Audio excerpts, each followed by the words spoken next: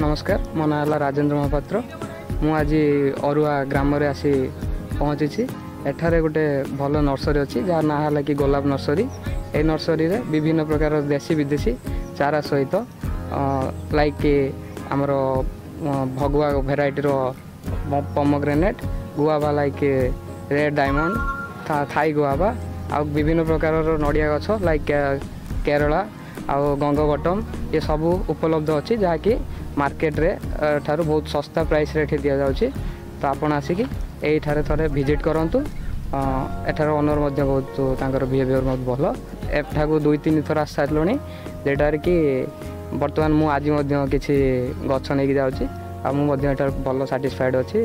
Mainly जो market रे जो वेराइटी बर्तमान अवेलेबल नाही एठारे सब वेराइटी अवेलेबल अछि लाइक हमर जो हाइब्रिड गछ गुड़ा मार्केट रे अधिका प्राइस रे बिक्री होची एटा टिके सस्ता आ माने प्राइस रिजनेबल अछि। तो आपण आसी थरे एटा देखंतु।